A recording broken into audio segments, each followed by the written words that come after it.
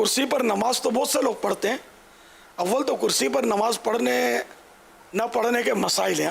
زمین پر جو ایک معمول کے مطابق سجدہ کیا جاتا ہے، جو جنرل لوگ کرتے ہیں سجدہ، تو وہ سجدہ حقیقی کہلاتا ہے.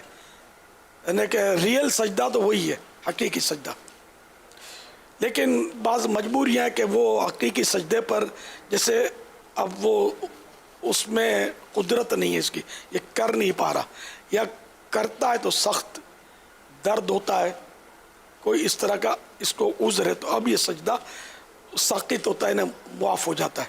جب سجدہ اس کو معاف ہو گیا، حقیقی سجدہ، تو اب اس کا قیام جو ہوتا ہے نا، کھڑا ہو کر یہ قیام، یہ بھی فرض ہے، تو یہ بھی معاف ہو جائے گا. قیام بھی اب ساقط ہوا، معاف ہوا. اب یہ کہ زمین پر بیٹھ کر پڑھے یہ بہتر ہے.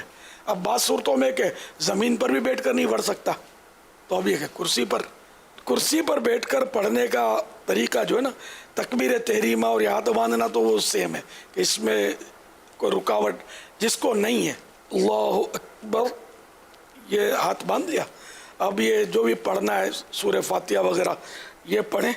اب رکوع اور سجدہ اس میں تھوڑا دھیان رکھنے کا.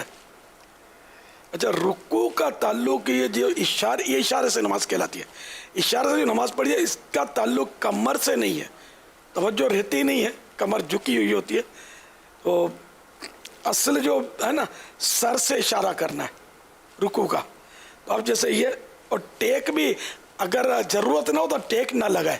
اس کے لیے اگر کوئی وہ بغیر ٹیک کا سٹول ممکن ہو نا، بڑا بنوا لے.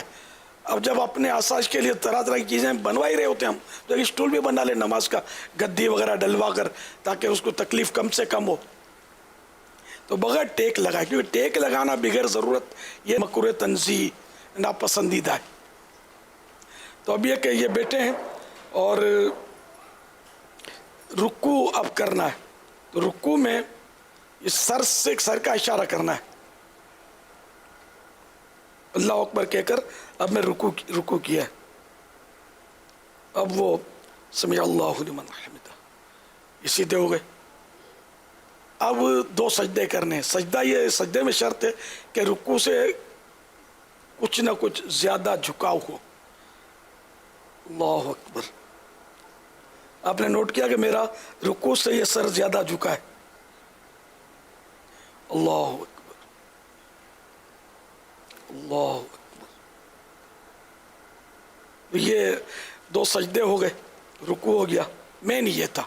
اب وہ دوسری رکعت، پھر تحیات اور سلام پھیرنا، یا 4 رکعتیں. تو مین اس کا مطلب ہے کہ یہ دھیان رکھنا ہے کہ رکوع اور سجدے میں بس فرق ہو جھکنے میں. اگر رکوع جتنا ہی سجدے میں جھکیں گے نا تو نماز نہیں ہوگی، یا رکوع سے کم جھکے تب بھی نہیں ہوگی. یہاں پر میرے سنت سے عرض ہے کہ اس کی بھی وضاحت فرما دیں کہ بعض لوگ ہاتھوں کو یہ آگے نکالتے ہیں، یعنی سجدے میں نا، سجدے اور رکوع میں تھوڑا سا یوں ہاتھ آگے کرتے ہیں. اس حوالے سے نہیں، وہ نارمل ہی، اس میں کوئی اس طرح نہیں. بلکہ اب تو یہ بھی ٹیکنیک نکلی ہے کہ کرسی اس طرح بنتی ہے کہ اس پہ یہ ماتھا رکھتے ہیں. غیر ضروری ہے، حاجت ہی نہیں ہے اس کی. بیکار خرچہ کرتے ہیں، اور مطلب عوام میں غلط مسئلے کی تشہیر ہوتی ہے کہ بھائی اشارہ سے نماز میں یہ آگے یوں سپورٹ بنایا جائے. آگے ہاتھ نکالنا وہ یوں ہونا کہ جیسے زمین پر جیسے ہاتھ رکھتے ہیں نا، اشارہ جیسے زمین کی طرف چلے گئے، تو یوں جیسے کہ رکوع میں یہاں تک، رکوع میں گھٹنے پر ہاتھ تھا، تو اب چونکہ سجدے میں زمین پر ہاتھ ہوتا تو یہ آگے ہاتھ لے جاتے ہیں، تو اس لیے یہ آگے ہاتھ شاید اس لیے نکالتے ہیں. غلط فہمی ہے، اس کی حاجت نہیں ہے. حسب معمول یہ رانوں پر ہی ہاتھ رہیں اور یوں رکوع اور سجدہ کرنا ہے. بس وہ کمر جیسے میں نے جھکا دی، کمر جھکانے نہ کمر سے تعلق نہیں ہے اشارے سے نماز کا، یہ ذہن بنا لیں.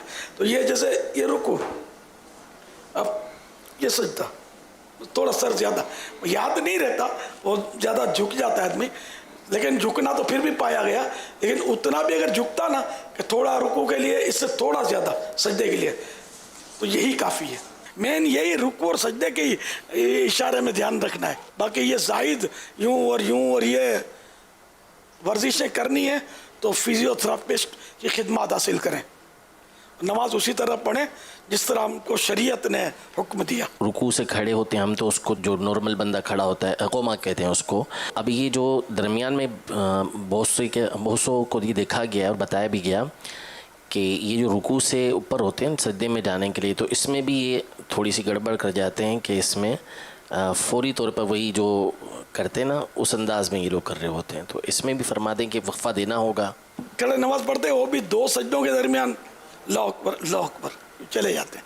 तो ये तो 2 सजदों के दरमियान बैठने को तो जलसा कहते हैं, कमर सीधी हो और कम से कम 1 सुबहान अल्लाह जितना वो ठहरा रहे, हरकत ना करे, ठीक है ना। और इसी तरह रुकू के बाद भी ये बैठे बैठे पढ़ें, इशारे से पढ़ें, इसमें भी ख्याल रखना है कि इशारे से भी पढ़ें तो रुकू के बाद बिल्कुल सीधा 1 सुबहान अल्लाह की मिक़दार में 1 सुबहान अल्लाह कह लें, इतनी देर तक ये रुकू के बाद जो सीधा रहना है बैठे बैठे भी।